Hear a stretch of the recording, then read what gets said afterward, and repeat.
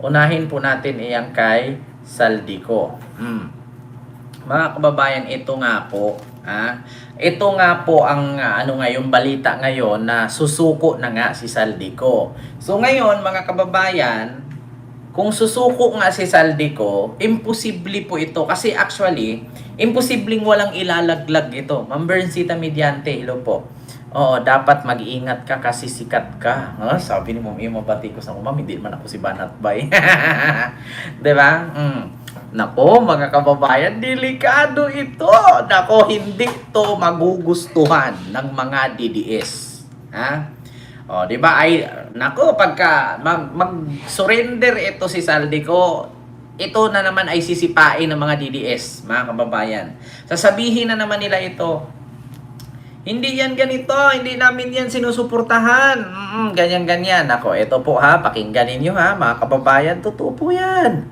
Ito. Asan na ba yun? Ito. 1, 2, 3. Matanggap ng impormasyon si DILG Secretary John Vic Remulla na gusto na raw makipag-usap ni dating ako Bicol Party List Representative Saldico. Patay kang bata ka, Gustong makipag-usap. So, ibig sabihin, ganito yan.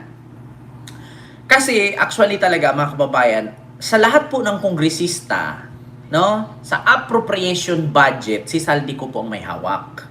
So ngayon mga kababayan, may kondisyonis to. Kung sakali man, susurrender si Saldico, ang sasabihin dito, mag-i-state witness yan. Maniwala kayo sa akin mga kababayan. Ito ay kinakatakutan na po talaga. Kung si Cabral ay nagpapakamatay para matapos ang issue. Si Saldico kasi, kung si Cabral, dumadaan sa kanya ang mga listahan nitong pondo ng mga konstruksyon at mga proyekto, pati yung mga kontraktor.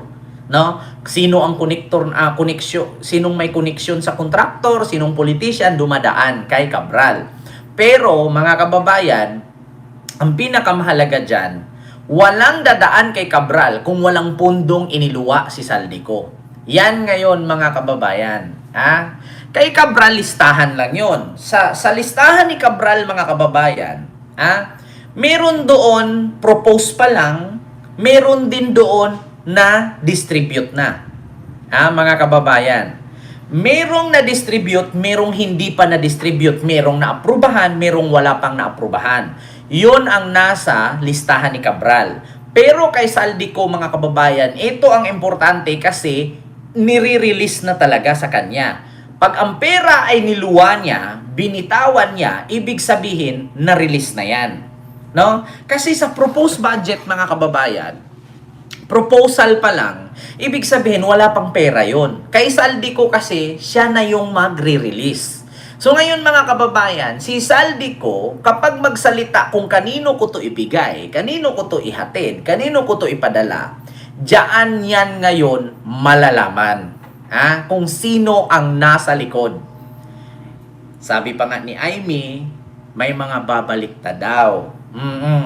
Ito mga kababayan, ito talaga si Aimee. Minsan mapaisip talaga ako, ano ba to? Pinagmanahan ba to ni Madam Auring ng kanyang bulang kristal?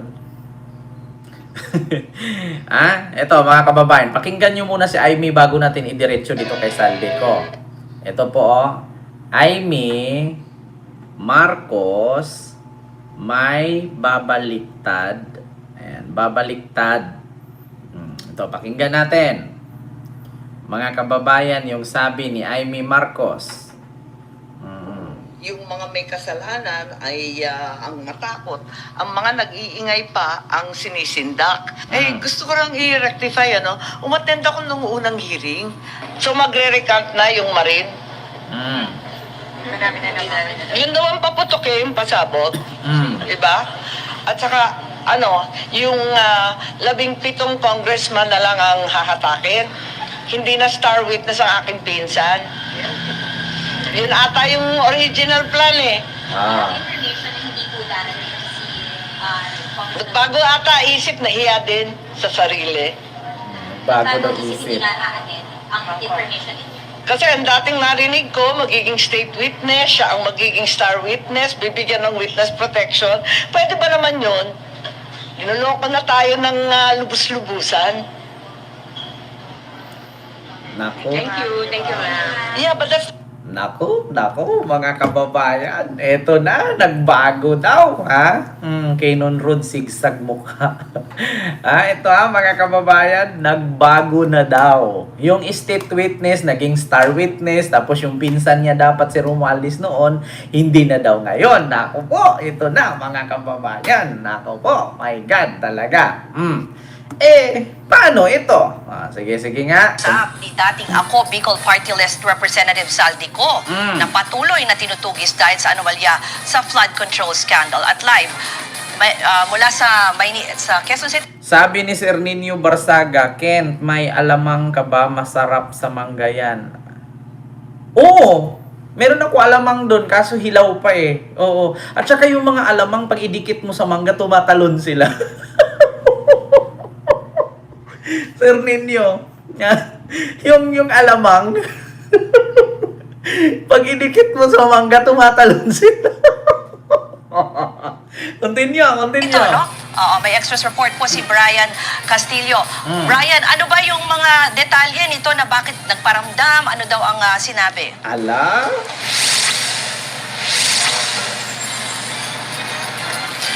Tama ka nga, nagparamdam na muli. Ito nga matagal nang nagtatago na si Zaldico. Sabi ni... So, nagparamdam, ano ba yun, namatay? Nagpaparamdam na daw si Saldico. Nako, mga kababayan, eto nga ngayon ang alam nyo, sa totoo lang, matakot na kayo.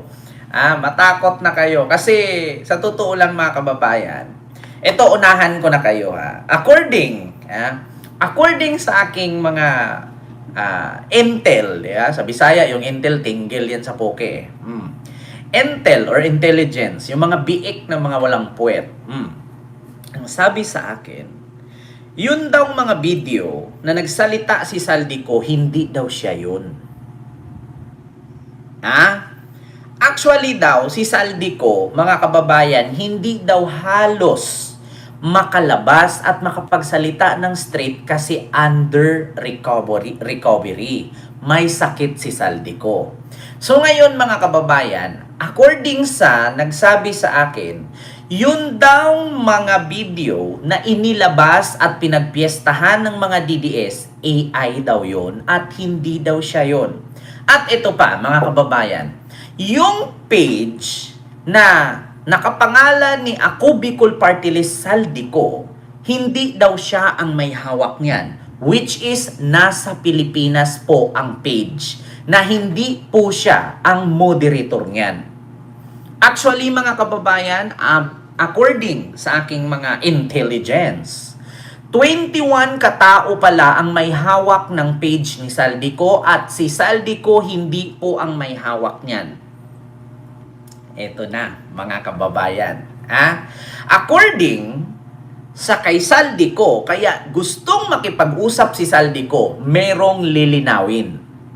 Nako po, patay kayo dito, bistado kayo. At ito mga kababayan, yun daw nasa likod ng paggamit ng page ni Saldico ay isang senador.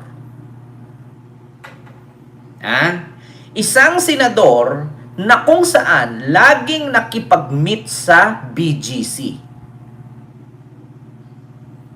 Hala, patay kayo dyan.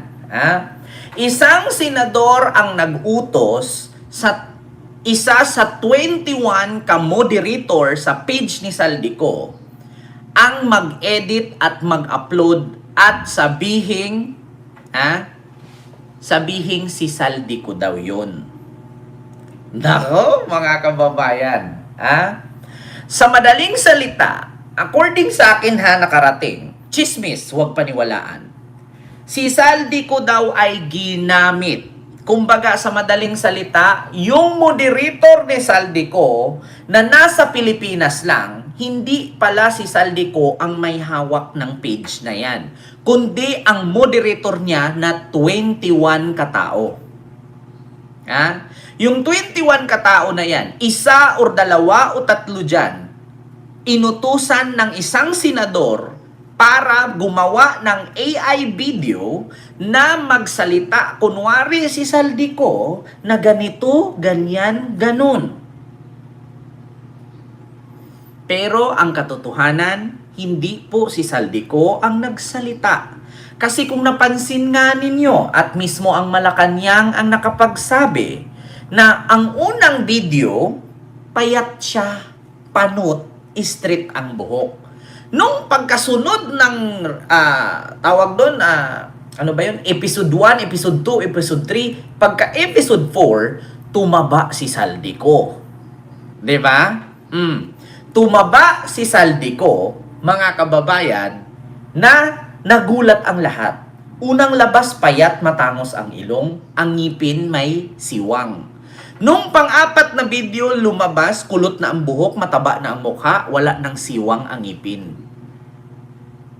At ito pa, may kilay si Saldico, walang kilay si Saldico, mga kababayan.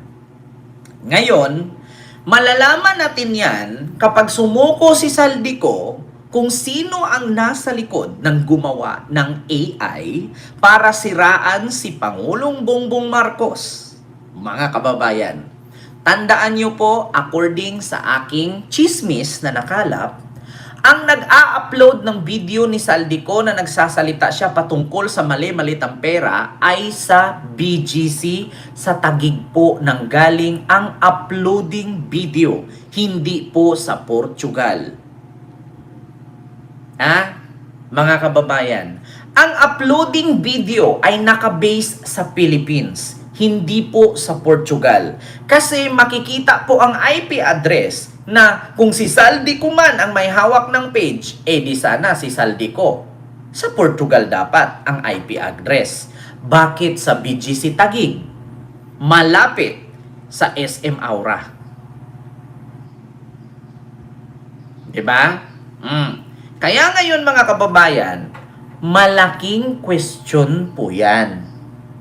Continue natin ha, kung bakit nga ba Si makipag-usap. Saldico. Sabi ni DILG Secretary John Vic Remulla ay nagpadala raw ito ng fillers sa grupo, sa isang grupo ng mga pare para ipahayag yung kahandaan nitong makipagdialogo.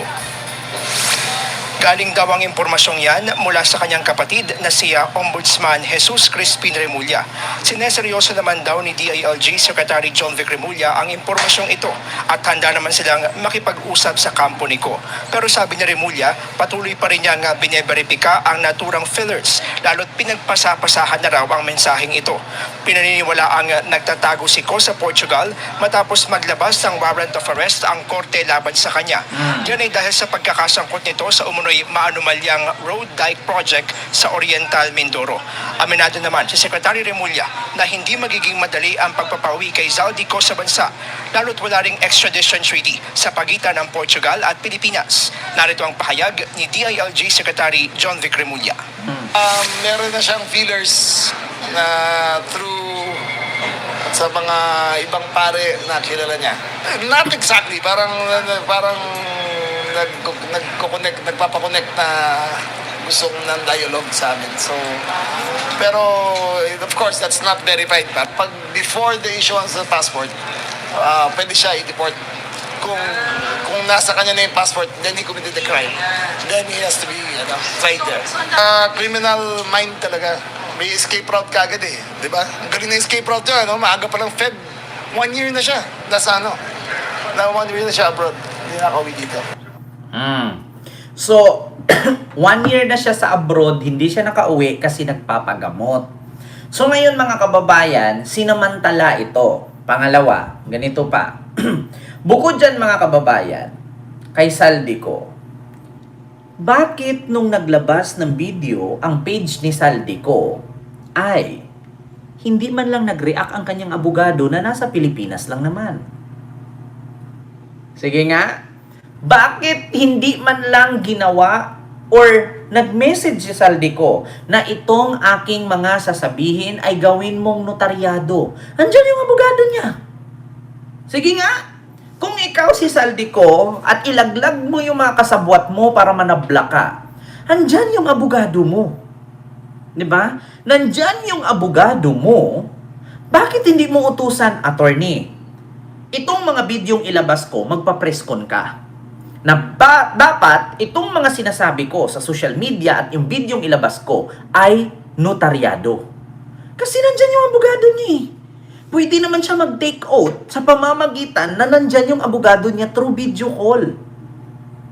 May abogado si Saldico.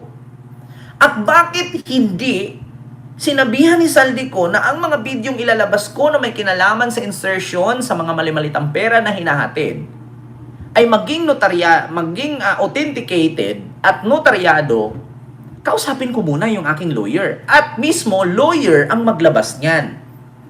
Bakit hindi dumaan sa lawyer? Diba? Bakit hindi dumaan sa lawyer? Para ma-authenticate at para magawa ng notaryo. Sige nga, may lawyer si Saldico. Oh, bakit hindi nagre-react ang lawyer na lahat ng sinasabi niya ay authenticated? Sa madaling salita, walang alam ang abogado dyan. Sa madaling salita, hindi rin si Saldico ang may gawa niyan. Kasi paano? Andyan yung lawyer mo, pwede mo naman tawagan, mag-video call tayo, attorney. Eto, mag-take out ako habang nag-usap tayo via Zoom, i-record nyo po. Tapos ito, inotaryo mo. O, sige, kasi abogado ka naman, o magpanotaryo ka, pupunta ka dun sa embassy, kung saan man, o saang embassy yan, Philippine Embassy, ganyan-ganyan. Inotaryo natin. Bakit nga wala? Kasi nga, hindi si Saldico ang may hawak. Yeah? Actually, mga kababayan, kahit tignan nyo po ang page ni Saldico, 21 moderator po ang may hawak ng kanyang page. At according nga sa chismis na nakarating sa akin mula sa aking mga biik na walang puwet, isa o dalawa dyan sa moderator na yan ay inutusan ng isang senador na gumawa ng peking video gamit ang mukha ni Saldico at magsasalita siya, magbabasa kunwari ng isang statement or mga statement via page na ilaglag daw si ganito, ilaglag si ganyan, na which is sa Pilipinas naka-upload at hindi sa Portugal. Diba? Yun po yun, mga kababayan. Ang kapal nitong si Auntie Claire. Oh, ito na naman si Harry Roque. Ang kapal daw nitong si Auntie Claire. Naku, Harry Roque. Ilang buwan ka na lang dyan. 'Di ba? Maraming makukulong yan, mamulay. Sa totoo lang. Maraming malalaglag niyan.